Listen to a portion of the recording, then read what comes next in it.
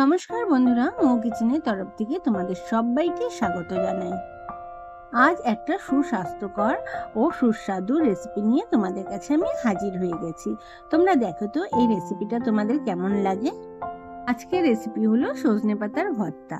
তো এখানে আমি সজনে পাতা ভালো করে বেছে ধুয়ে নিয়েছি। এবার সজনে পাতাগুলো আমি ভালো করে সিদ্ধ করে নেব।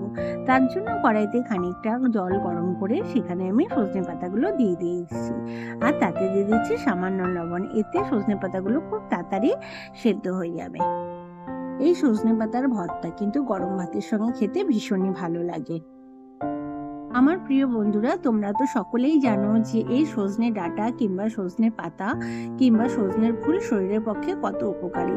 যাদের প্রেশার আছে তাদের জন্য তো ভীষণ উপকারী। তাছাড়া গা হাত পা ব্যথা কমাতেও কিন্তু এই সজনে পাতা ভীষণভাবে সাহায্য করে। দেখো 5-7 মিনিট ভালো করে আমি পাতাগুলোকে ফুটিয়ে নিয়েছি। পাতাগুলো আমার খুব ভালোভাবে সেদ্ধ হয়ে গেছে। এবার পাতাগুলো একটা ঝুড়ির মধ্যে নিয়ে ভালো করে জলটা ছেঁকে নেব। আর এই সজনে পাতাগুলো ঠান্ডা হয়ে গেলে ভালোভাবে মিক্সারে আমি একটা পেস্ট বানিয়ে নেব। দেখো পাতাগুলো আমার ঠান্ডা হয়ে গেছে।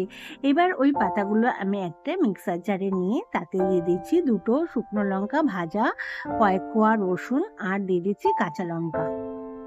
যে কোনো ভর্তা রান্না করার সময় যদি আমরা শুকনো লঙ্কা আর রসুন ভেজে ভর্তাটা বানাই তাহলে কিন্তু ভর্তার টেস্ট ভীষণই সুন্দর হয়।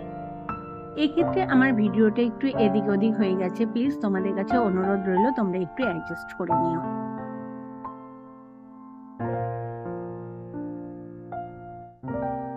ভর্তা বানানোর সময় আমাদের অতি অবশ্যই একটা ব্যাপার খেয়াল রাখতে হবে, সেটা হলো ভর্তাটা সবসময় সর্ষের তেল দিয়েই কিন্তু রান্না করতে হবে। আমি এখানে পর্যাপ্ত পরিমাণে সর্ষের তেল কড়াইতে দিয়ে ভালো করে গরম করে নিয়েছি। তারপরে একটা শুকনো লঙ্কার টুকরো করে তাতে দিয়ে দিয়েছি, আর দিয়ে দিয়েছি একটা বড় সাইজের পেঁয়াজ কুচি, আর দিয়ে দিলাম স্বাদ মতন লবণ। এরপরে পেঁয়াজটা আমি ভেজে নিচ্ছি। দেখো পেঁয়াজটা কি সুন্দর ভাজা হয়ে গেছে, রংটা কত সুন্দর এসেছে। এরপর দিয়ে দেবো আমি সজনে পাতার পেস্টটা। সজনে পাতার এই ভর্তা রান্না করতে কিন্তু খুব বেশি সময় লাগে না, আর খেতে হয় অপূর্ব। এবারে দিয়ে দেবো খুব সামান্য পরিমাণে হলুদের গুঁড়ো, আর দিয়ে দেবো স্বাদ মতন চিনি।